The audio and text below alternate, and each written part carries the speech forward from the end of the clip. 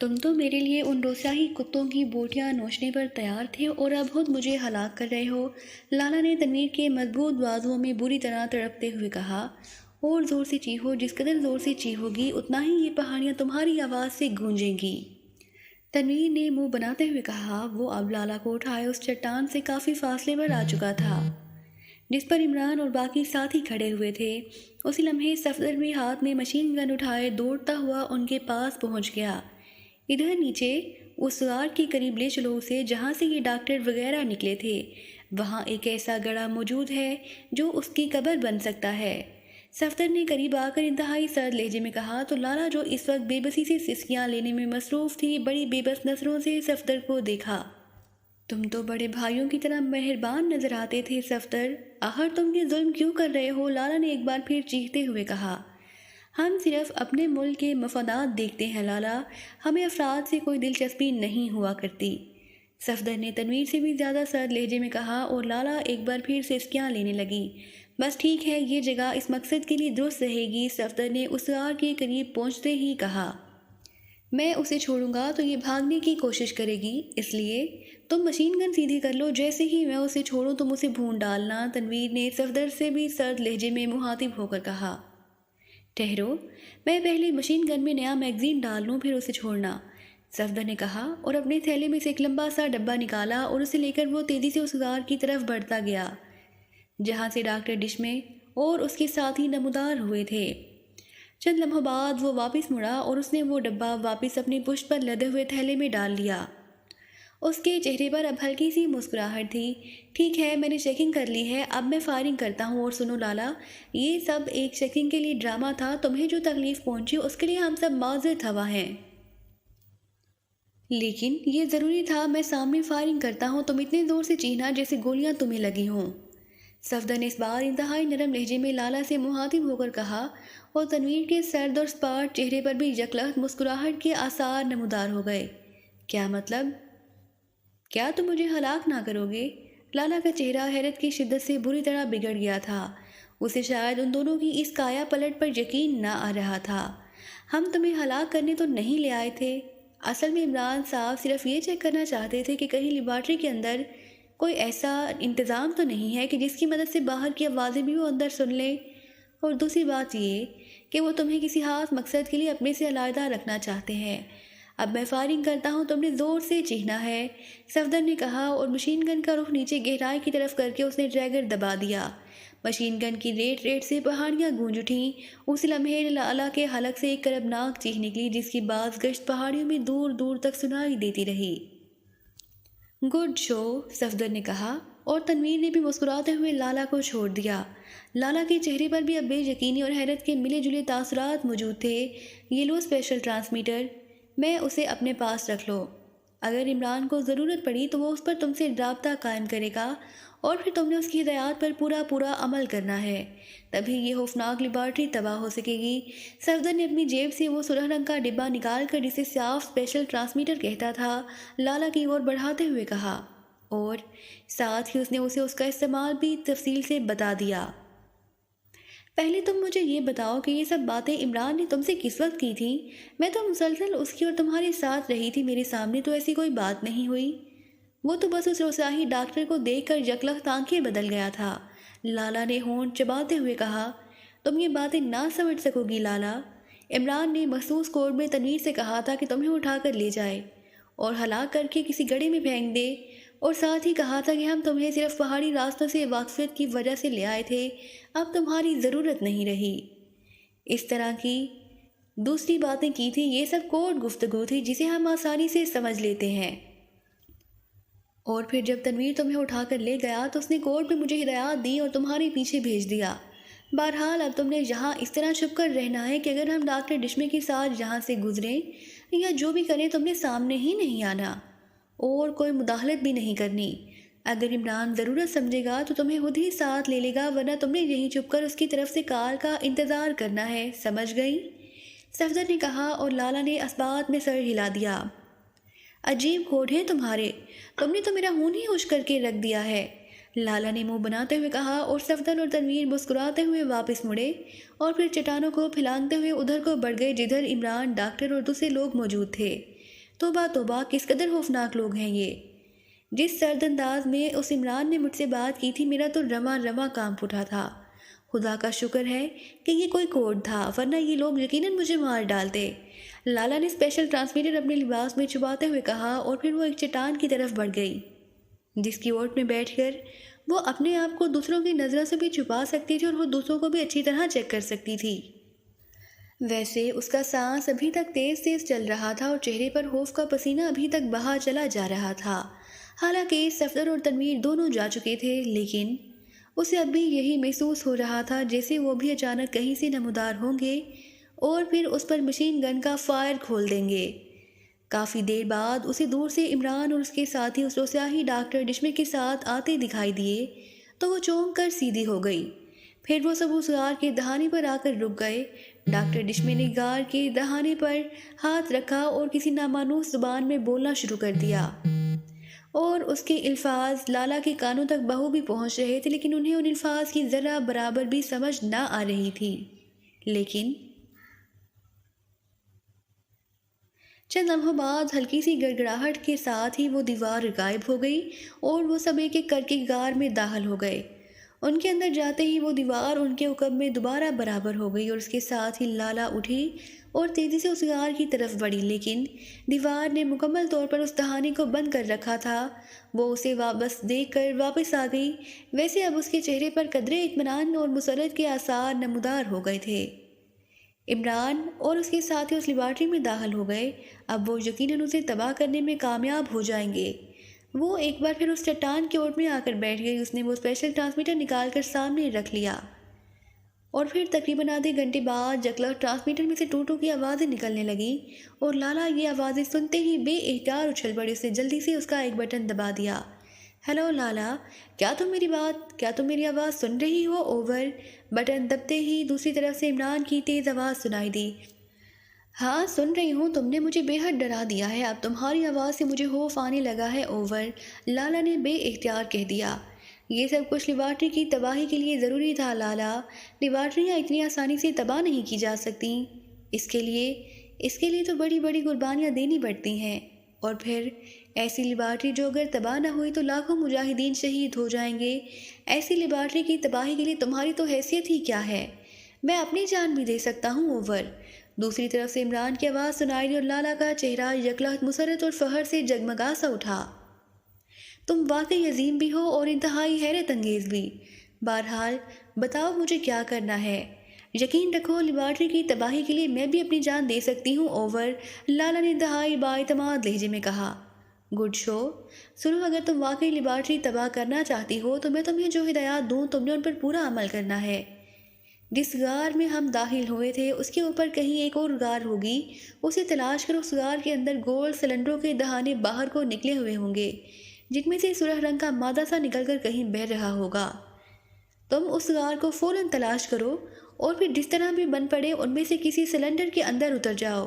اس کی تہہ میں ایک جالی سی ہوگی جس میں سے یہ مادہ گیس کی صورت میں نکل رہا ہوگا۔ اپنی آنکھوں پر کوئی موٹا سا کپڑا باندھ لینا۔ جب تمہارے پیر اس جالی پر لگیں تو پیر کی مدد سے اس سلنڈر کی گول سائڈوں پر کئی بٹن چیک کرنا۔ تم نے پیر کی مدد سے اس بٹن کو پریس کرنا ہے۔ بٹن پریس ہوتے ہی اس سلنڈر کی سائڈ پر ایک کھڑکی سی کھل جائے گی۔ اس کھڑکی میں سے گزر کر دوسری طرف پہنچ جانا اور آنکھوں سے پٹی ہٹا دینا۔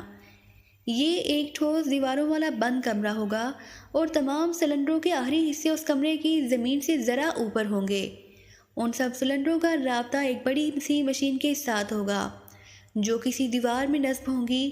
اس مشین کے نچلے حصے میں سرخ رنگ کا ایک ہینڈل ہوگا۔ تم نے فوراً اس ہینڈل کو پوری قوت سے کھینچ لینا ہے۔ اس ہینڈل کے کھینچتے ہی یہ مشین بند ہو جائے گی اور بس تمہارا کام ختم۔ تم نے اسی کمرے میں رہنا ہے، ہم خود وہاں پہنچ کر تمہیں لے لیں گے۔ سلنڈر میں اترنے سے پہلے آنکھوں پر ضرور پٹی باندھ لینا، ورنہ یہ سرخ رنگ کا مادہ تمہیں اندھا بھی کر سکتا ہے۔ سمجھ گئی؟ ان سلنڈروں کا قطر خاصا کم ہوگا، اس لیے میں یہ اہم ترین کام تمہارے ذمہ لگا رہا ہوں، ورنہ میں تمہیں تکلیف نہ دیتا۔ اوور، عمران نے انتہائی سنجیدہ لہجے میں کہا۔ ٹھیک ہے، میں سمجھ گئی ہوں، تم فکر نہ کرو، میں تمہاری ہدایات پر پورا عمل کروں گی۔ اوور، لالا نے انتہائی پرعزم لہجے میں کہا۔ وہ اب عمران کا مقصد سمجھ گئی تھی کہ عمران نے اسے اس طرح علیحدہ کیوں رکھا تھا جبکہ اس نے ڈاکٹر ڈشمی کو یہی یقین دلایا تھا کہ لالا کو ہلاک کر دیا گیا ہے؟ یہ ٹرانسمیٹر ساتھ لے جانا، جب مشین بند ہو جائے تو اس پر موجود سرخ بٹن دبا دینا، مجھ سے رابطہ قائم ہو جائے گا۔ تمہاری طرف سے اطلاع ملنے پر ہی ہم حرکت کر سکیں گے، اوور اینڈ آل، عمران نے کہا، اور ٹرانسمیٹر میں سے ایک بار پھر ٹوٹوں کی آوازیں نکلنے لگیں۔ لالا نے بٹن آف کیا اور پھر ٹرانسمیٹر کو اٹھا کر اس نے اپنے لباس کے اندر اس طرح چھپا لیا کہ وہ گرے بھی نہ اور کسی مادے کی وجہ سے خراب بھی نہ ہو جائے۔ اس کے بعد وہ اٹھی اور بھاگتی ہوئی اس غار کے اوپر والی چٹانوں پر چڑھنے لگی۔ کافی اونچائی پر جا کر جب وہ گھوم کر دوسری طرف گئی تو وہاں واقعی ایک بڑی سی غار موجود تھی، لیکن اس غار کا دہانہ نچلی غار کی مخالف سمت میں تھا، اس لیے نیچے سے وہ غار نظر ہی نہ آتی تھی۔ غار کے درمیانی حصے سے سرخ رنگ کا ایک رقیق مادہ تیزی سے بہتا ہوا ایک آبشار کی صورت میں نہیں کہ نیچے کہیں گہرائی میں گر رہا تھا، اور عجیب سی بو وہاں پھیلی ہوئی تھی، ایسی بو جیسے دودھ کے جلنے سے بو پیدا ہوتی ہے۔ لالا نے اپنی اوڑھنی کا ایک حصہ پھاڑا اور پھر اسے اپنی آنکھوں پر باندھ کر قدرے لے ڈھیلا چھوڑ دیا تاکہ اسے کچھ نظر بھی آتا رہے۔ غار کے اندر ہلکا سا اندھیرا تھا۔ جب وہ غار میں داخل ہوئی تو وہاں نہ صرف تیز بو تھی بلکہ پوری غار کے پتھر اس مادے کی پھوار کی وجہ سے سرخ اور گیلے ہو رہے تھے۔ غار بے حد طویل تھی اور دہانے سے کچھ اندر واقعی گول گول دہانے سے زمین سے ایک کتار کی صورت میں نکلے ہوئے نظر آ رہے تھے، جن میں سے سرخ رنگ کی گیس کی پھواریں نکل رہی تھیں۔ یہ پھواریں نیچے گر کر دوسری پھواروں کے ساتھ مل کر باقاعدہ بہتی ہوئی غار کے دہانے کی طرف جا رہی تھیں۔ بو اس قدر تیز تھی کہ لالا کا دم گھٹنے لگا اور اندر پہنچتے ہی اس کا سارا لباس اس گیس کی پھوار کی وجہ سے سرخ رنگ کا ہو گیا۔ لیکن لالا تیزی سے ایک دہانے کی طرف بڑھی۔ دہانے کا قطر واقعی کافی تنگ تھا، سلنڈر کا دہانہ ذرا سا اونچا تھا۔ لالا اچھل کر اس دہانے پر چڑھنے لگی تاکہ اندر کا جائزہ لے کر اس سے اتر سکے، مگر دوسرے لمحے اس کے حلق سے بے احتیاط چیخ نکل گئی، کیونکہ دہانہ اور اس کا لباس اس سرخ رقیق مادے کی وجہ سے پھسلواں ہو چکے تھے۔ اس لیے لالا کے پیر دہانے کی سائڈوں پر نہ جم سکے اور وہ بجائے پیروں کے بل نیچے گرنے کے پھسل کر سر کے بل اس سلنڈر کے اندر گرتی چلی گئی، اور گو اس کی آنکھوں پر پٹی بندھی ہوئی تھی، لیکن اسے یوں محسوس ہوا جیسے اس کی آنکھوں میں یہ مادہ مکمل طور پر بھر گیا ہو، اور اس کے ساتھ ہی بو اس قدر تیز تھی کہ لالا کو اپنا دم گھٹتا ہوا محسوس ہوا۔ سر کے بل نیچے گرنے کی وجہ سے وہ اس سلنڈر میں بری طرح پھنس کر رہ گئی تھی۔ اسے اپنا ذہن گھومتا ہوا محسوس ہوا، لیکن اسی لمحے اسے لیبارٹری کی تباہی اور لاکھوں مجاہدین کی شہادت کا خیال آیا تو اس کے تاریک پڑتے ہوئے ذہن میں یکلخت ایک دھماکے سے روشنی سی پھیل گئی۔ اس نے جلدی سے اپنے جسم کو سمیٹا تو دوسرے لمحے وہ ایک زوردار دھماکے سے سر کے بل سلنڈر کی تہہ میں موجود جالی سے ٹکرائی۔ یہ ٹکر اس قدر شدید تھی کہ اس کے ذہن میں رنگ برنگے ستارے سے ناچ گئے۔ آنکھیں تو پہلے ہی سرخ مواد کی وجہ سے تقریباً بند ہو چکی تھیں، اس لیے اب جو کچھ تھا اس کا ذہن ہی تھا۔ ٹکر لگنے کی وجہ سے چند لمحوں تک تو اس کا ذہن بری طرح چکراتا رہا، اور پھر باوجود شدید کوشش کی وہ تاریکی میں ڈوبنے کی طرف ہی زیادہ مائل رہا، اور لالا کو محسوس ہونے لگا کہ اس کا آخری وقت آن پہنچا ہے۔ موت کا یقین ہوتے ہی لاشعوری طور پر اس نے آخری وقت میں کلمہ پڑھنے کی کوشش کی، اور اس کوشش کے لیے اس کا منہ بینچا ہوا منہ جیسے ہی کھلا، سرخ رنگ کا مادہ اس کے منہ میں بھرتا چلا گیا۔ ناک میں پہلے ہی سرخ مواد بھر چکا تھا، اس لیے منہ میں سرخ مواد کے بھرتے ہی اس کا سانس ایک جھٹکے سے رکا، مگر دوسرے لمحے اس کی شدید متلی محسوس ہوئی، اور متلی کا یہ احساس اس قدر تیز ہو گیا کہ اچانک اس کے جسم نے ایک زوردار جھٹکا کھایا۔ متلی کے احساس کے زوردار جھٹکے نے سلنڈر میں پھنسے ہوئے اس کے پورے جسم کو تقریباً گھما سا دیا۔ چونکہ الٹا گرنے کی وجہ سے اس کے دونوں ہاتھ اس کے کاندھوں سے نیچے جسم کے ساتھ لگ کر سلنڈر میں پھنسے ہوئے تھے، اس لیے جیسے ہی اس کا جسم زوردار جھٹکے سے گھوما، اس کے ہاتھ بھی ساتھ ہی گھومے، اور پھر شاید قدرت کو بھی منظور تھا کہ اس طرح گھومتے ہوئے اس کا ایک ہاتھ ایک ابھرے ہوئے بٹن پر جا کر رکا۔ بٹن کا احساس ہوتے ہی اس کے ذہن میں ایک زوردار جھماکہ سا ہوا، اور اس نے لاشعوری طور پر ہاتھ کا دباؤ اس بٹن پر ڈال دیا۔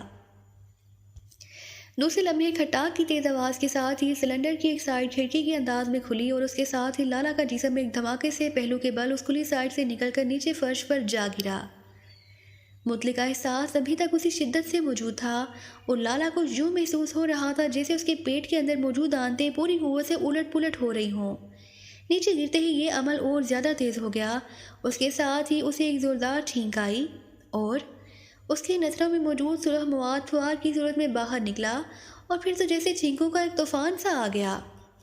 ہر چھینک کے ساتھ لالا کا جسم بھی فرش پر بری طرح لوٹ پوٹ ہو رہا تھا، لیکن کافی تعداد میں چھینکوں سے نہ صرف اس کی ناک بلکہ چھینکوں کی وجہ سے اس کے منہ میں موجود یہ مواد سرخ مواد بھی باہر نکل گیا اور لالا کو سانس لینے میں سہولت محسوس ہونے لگی اور اس نے لاشعوری طور پر تیز تیز سانس لینا شروع کر دیا۔ تیز سانس لینے کی وجہ سے اس کا نیند تاریکی میں ڈوبا ہوا ذہن آہستہ آہستہ روشن ہونے لگ گیا۔ شاید اسے اب آکسیجن ملنے شروع ہو گئی تھی۔ لالا نے جلدی سے آنکھوں پر موجود پٹی ہٹائی اور پھر اسی پٹی کے اندرونی طرف سے اس نے آنکھوں کو تیزی سے رگڑنا شروع کر دیا۔ پہلے چند لمحے تو اسے کچھ نظر نہ آیا، مگر پھر آہستہ آہستہ اس کی بینائی لوٹنے لگ گئی۔ وہ مسلسل کوششوں میں مصروف رہی اور پھر اسے ہر چیز تقریباً واضح نظر آنے لگ گئی۔ اسے پہلی بار احساس ہوا کہ وہ ایک بند کمرے کے فرش پر بیٹھی ہوئی ہے۔ لالا اس طرح حیرت سے ادھر ادھر دیکھنے لگی جیسے اسے سمجھ نہ آ رہی ہو کہ وہ کدھر پہنچ گئی ہے اور کس طرح، اور باقی اس کی حیرت بجا تھی کیونکہ اس کے شعور میں تو صرف وہی وقت موجود تھا جب وہ اچانک سر کے بل اس تنگ سے سلنڈر میں گری تھی۔ اس کے بعد جو کچھ بھی ہوتا رہا وہ سب کچھ لاشعوری طور پر ہوا، لیکن پھر آہستہ آہستہ اسے سب یاد آتا گیا۔ سلنڈر کے اندر موت اور زندگی کی جنگ، اس کا پورا جسم لباس سمیت اس سرخ رنگ کے مواد سے بری طرح لتھڑا ہوا تھا۔ اب سلنڈروں کی کھلی کھڑکی سے سرخ مواد کی فوار نکل کر باہر فرش پر گر رہی تھی۔ اسی لمحے لالا کو عمران کی ہدایات یاد آئیں اور وہ بری طرح تڑپ کر اٹھ کھڑی ہوئی۔ دوسری لمحے اسے سامنے دیوار کے ساتھ کھڑی ایک قادادہ مشین نظر آ گئی جو اونچائی میں تو شاید 5 فٹ تھی، لیکن لمبائی میں اس نے آدھی سے زیادہ دیوار گھیر رکھی تھی۔ اس پر بے شمار اور مختلف رنگوں کے چھوٹے بڑے بلب جل رہے تھے۔ لاتعداد ڈائلوں میں مختلف رنگوں کی سوئیاں مسلسل حرکت کر رہی تھیں، لیکن نہ ہی مشین میں سے کوئی آواز نکل رہی تھی اور نہ ہی اس پوری مشین پر کوئی بٹن یا کوئی ناب موجود تھی۔ بس ڈائل تھے یا صرف بلب، لیکن لالا کی نگاہیں اس سرخ ہینڈل کو تلاش کر رہی تھی اور پھر مشین کے سب سے نچلے حصے میں دائیں کونے میں موجود اسے ایک سرخ رنگ کا ہینڈل نظر آ ہی گیا۔ وہ تیزی سے اس ہینڈل کی طرف بڑھی اور اس نے اس میں ہاتھ ڈالا اور پھر ایک زوردار جھٹکے سے اسے کھینچا، لیکن ہینڈل بے حد سخت تھا اور اس کا ہاتھ چونکہ سرخ مواد سے لتھڑا ہوا تھا، اس لیے بجائے ہینڈل کھینچنے کے اس کا ہاتھ ہی پھسل گیا اور زوردار جھٹکا لگنے سے وہ پشت کے بل فرش پر جا گری۔ لیکن دوسرے لمحے وہ اچھل کر فرش پر آ بیٹھی اور اس نے اپنا ہاتھ تیزی سے فرش پر رگڑنا شروع کر دیا۔ چند لمحوں بعد جب اس کے ہاتھ کے فرش کو ایک کھردرے پن کا احساس ہونے لگا تو اس نے آگے بڑھ کر ہینڈل پر ہاتھ رکھا اور پھر ایک بار پھر زوردار جھٹکے سے ہینڈل کو کھینچا تو اس بار ہلکی سی کھٹاک کی آواز کے ساتھ ہی ہینڈل ایک سائڈ سے باہر کو نکل آیا اور اس کے ساتھ ہی یکلخت مشین کے سارے بلب دھماکے سے بجھ گئے۔ ڈائلوں پر موجود سوئیاں ساکت ہو گئیں اور لالا کو ایسا محسوس ہوا جیسے کسی جاندار چیز میں سے روح نکل گئی ہو، اور لالا نے محسوس کیا کہ مشین کے ساکت ہوتے ہی سلنڈر کی کھلی کھڑکی سے نکلنے والی گیس کی فوار بھی بند ہو گئی تھی۔ لالا نے ہینڈل کو چھوڑا اور پھر بے اختیار لمبے لمبے سانس لینے شروع کر دیے۔ جب اس کے حواس بحال ہوئے تو اس نے سرخ مواد سے لتھڑے ہوئے لباس کے اندر اس پریشر ٹرانسمیٹر کو تلاش کرنا شروع کر دیا۔ اب اسے خطرہ محسوس ہونے لگا تھا کہ کہیں الٹا ہو کر گرنے کی وجہ سے وہ ٹرانسمیٹر اس سلنڈر کے اندر نہ گر گیا ہو یا سرخ مواد کی وجہ سے بیکار نہ ہو گیا ہو۔ لیکن چند لمحوں بعد جب اسے ٹرانسمیٹر کی موجودگی کا احساس ہوا تو اس کا دل مسرت سے بھر گیا۔ اس نے جلدی سے اسے اپنے مقامی لباس کے اندر موجود تنگ مگر خفیہ جیب سے باہر نکالا اور پھر اس کا بٹن دبا دیا۔ دوسرے لمحے ٹرانسمیٹر سے ٹوٹو کی آوازیں نکلنے لگی۔ عمران، عمران، میں لالا بول رہی ہوں، لالا، اوور۔ لالا نے انتہائی پرجوش لہجے میں کہا۔ لالا جلدی بتاؤ کیا ہوا ہے، تم نے بہت دیر کر دی، کال بھی نہ مل رہی تھی، کیا ہوا بتاؤ، کیا کیا تم نے، اوور۔ چند لمحوں بعد عمران کی تیز آواز سنائی دی اور لالا نے جواب میں اسے سر کے بل سلنڈر میں گرنے کے بعد ہینڈل کھینچنے اور مشین بند ہونے کی پوری روداد سنا دی۔ مشین بند ہو گئی ہے، اوور۔ عمران کے لہجے میں بے پناہ اشتیاق تھا۔ ہاں بالکل بند ہو گئی ہے، مگر اب میں اس کمرے سے نکلوں گی کیسے، اوور، لالا نے کہا۔ تم فکر نہ کرو، ہم تھوڑی دیر میں خود ہی پہنچ جائیں گے لالا، تم نے عظیم کارنامہ سر انجام دیا ہے، لالا، خدا حافظ، اوور اینڈ آل۔ دوسری طرف سے عمران کی آواز سنائی دی اور اس کے ساتھ ہی ٹرانسمیٹر میں سے ٹوٹو کی آوازیں نکلنے لگیں۔ لالا نے ہاتھ بڑھا کر اس کا بٹن آف کر دیا۔ عمران کے لہجے اور اس کی تعریف نے اس کی آنکھوں میں مزید روشنی بھر دی تھی۔